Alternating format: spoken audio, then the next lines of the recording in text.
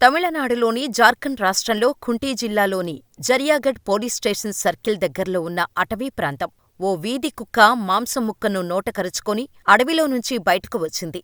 ఏదైనా జంతువు చనిపోయి ఉంటుంది, ఆ మాంసాన్ని తెచ్చుకుందేమో అని అనుకున్నారు. కాని పరిశీలనగా చూస్తే కుక్క నోటిలో ఉన్నది నరికిన మనిషి చేయి. ఈ సీన్ చూసిన గ్రామస్తులు భయంతో వణికిపోయారు. వెంటనే కుక్కను, ఆ చేయిని ఫోటో తీసి జరియాగఢ్ పోలీస్ స్టేషన్కి ఫోన్ చేశారు. వారు చూసిన ఘోరాన్ని చెప్పటంతోపాటు ఫోటోలు పంపించారు.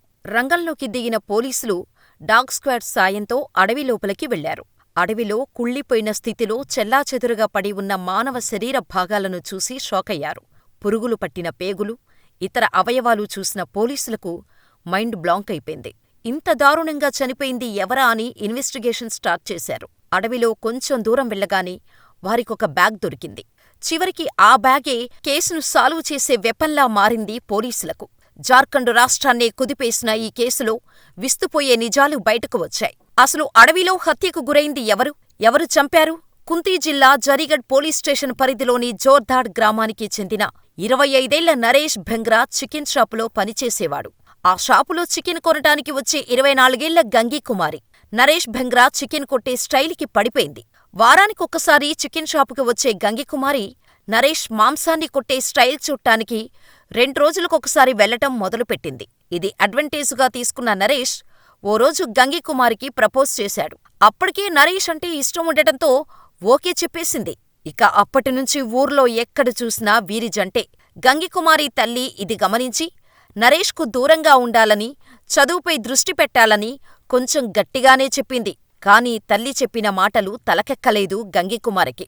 ఇక్కడే ఉంటే తల్లితో పాటు ఇతర బంధువులు కూడా పవిత్రమైన తమ ప్రేమను విడదీయటానికి చూస్తారని, ఎక్కడికైనా పోయి బతుకుతామని ప్రియుడు నరేష్కి చెప్పింది. ఇప్పటికిప్పుడు వెళ్ళిపోవాలంటే ఎలా?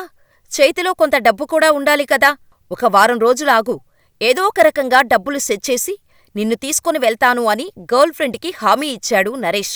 కరెక్టుగా వారం తర్వాత ఇద్దరూ గ్రామం నుంచి వచ్చేశారు. కరోనా కాస్త తగ్గిన టైం.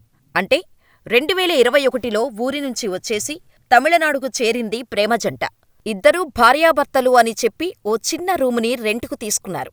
అనంతరం అక్కడే ఉన్న ఓ మాంసం దుకాణంలో పనికి కుదురుకున్నాడు నరేష్. రోజూ ఉదయాన్నే మాంసం షాపుకు వెళ్లటం, రాత్రికి రాత్రి ఇంటికి రావటం నరేష్ దినచర్యగా మారిపోయింది. ఇక ఇంటికి రాగానే రోజూ ఫస్ట్ నైటే అన్నట్టు ఎంజాయ్ చేసేవారు. అలా 3 ఏళ్లు గడిచిపోయాయి. ఈ 3 ఏళ్లలో గంగికుమారి అప్పుడప్పుడు తల్లికి ఫోన్ చేస్తుండేది. నరేష్ని నమ్మకు, ఇంటికొచ్చేయ్ అని తల్లి చెప్పే మాటలు నచ్చక ఫోన్ చేయటం తగ్గించేసింది గంగికుమారి. ఒకవేళ తల్లి ఫోన్ చేసినా పెద్దగా పట్టించుకునేది కాదు. అంతలా నరేష్ మేనియాలో పడిపోయింది. అయితే ఇంటినుంచి ఫోనొచ్చింది. మా అమ్మకు బాగోలేదు, అర్జెంటుగా ఇంటికి వెళ్ళాలి అని చెప్పి నరేష్ జార్ఖండ్లోని జోర్దా గ్రామానికి వెళ్ళాడు. ఇంటికి వెళ్లిన లవర్కి ఎన్నిసార్లు ఫోన్ చేసినా లిఫ్ట్ చేసేవాడు కాదు. ఒకవేళ చేసినా బయట ఉన్నా, ఫ్రెండ్ పెళ్ళికి వచ్చా అంటూ తప్పించుకుని తిరిగేవాడు. నెల రోజుల తర్వాత తమిళనాడుకు తిరిగి వచ్చిన నరేష్ ప్రవర్తనలో చాలా మార్పు గమనించింది గంగికుమారి. గ్రామంలో ఏదో జరిగిందని అనుమానించి తల్లికి ఫోన్ చేస్తే నరేష్ పెళ్లి చేసుకున్నాడు అనే విషయం తెలిసింది. అంతే, గంగికుమారి కోపంతో ఊగిపోయింది. మాంసం దుకాణం నుంచి ప్రియుడు ఇంటికి రాగానే గొడవపడింది. వేరే మహిళను పెళ్లి చేసుకున్నావా అని నిలదీసింది. అవును, పెళ్లి చేసుకున్నాను. కాని తనంటే ఇష్టం లేదు. అందుకే నా భార్యను అక్కడే వదిలేసి నీ దగ్గరకొచ్చాను అంటూ కవర్ చేశాడు నరేష్. అయినా సరే గంగికుమారి అస్సలు కాంప్రమైజ్ కాలేదు. నేనుండగా మరో అమ్మాయిని ఎందుకు పెళ్లి చేసుకున్నావ్ అంటూ గొడవపడింది. ఇదే విషయంపై ప్రతిరోజూ ఇద్దరికి గొడవలు అవటం మొదలయ్యాయి. దీంతో గంగికుమారి లేకపోతే ప్రశాంతంగా ఉండొచ్చు అని అనుకున్న నరేష్ లవర్ని చంపేయటానికి ఫిక్స్ అయ్యాడు. దానికి ఓ ప్లాన్ గీసుకున్నాడు కూడా. ఆ ప్లాన్లో భాగంగా గంగికుమారి దగ్గరకు వెళ్లిన నరేష్, నేను చేసింది తప్పే, నన్ను క్షమించు. నాకు ఇప్పుడే అర్థమవుతోంది నిన్ను ఎంత బాధపెట్టానో. అందరి ముందు నిన్ను పెళ్లి చేసుకుంటా, మన ఊరు వెళ్ళిపోదాం అని మాయమాటలు చెప్పాడు. లవర్ మాటలు పూర్తిగా నమ్మేసిన గంగి నరేష్ వెనక గుడ్డిగా వెళ్ళిపోయింది. పాపం నరేష్ ప్లాన్ తెలియక త్వరలోనే నచ్చినవాడితో పెళ్ళవుతుందని సంబరపడిపోయి పెళ్లికి ఎలాంటి నగలు తీసుకోవాలి, ఏ కలర్ చీరలు కట్టుకోవాలి అని ప్లాన్లు వేసుకుంది గంగికుమారి. అలా నవంబర్ 8న నరేష్, గంగికుమారి గ్రామంలో అడుగుపెట్టారు. కాని గంగికుమారిని గ్రామ పొలిమేర్లలో ఉండమని చెప్పి నరేష్ ఇంటికి వెళ్ళాడు. తన వెంట తెచ్చుకున్న బ్యాగును ఇంట్లో పెట్టేసి, తాను మాంసం నరికే పదునైన కత్తులను పట్టుకుని వెళ్ళాడు. అక్కడే తనకోసం వెయిట్ చేస్తున్న గంగికుమారి దగ్గరకు వెళ్ళి, ఎలాగూ ఇంట్లో చెప్పేస్తే ఇద్దరికీ పెళ్లి చేసేస్తారు కదా, అప్పుడు భార్యాభర్తలం అయిపోతాం. లవర్స్గా చివరిసారిగా మొత్తం తిరిగొద్దాం అని నమ్మించి అడవిలోకి తీసుకెళ్ళాడు.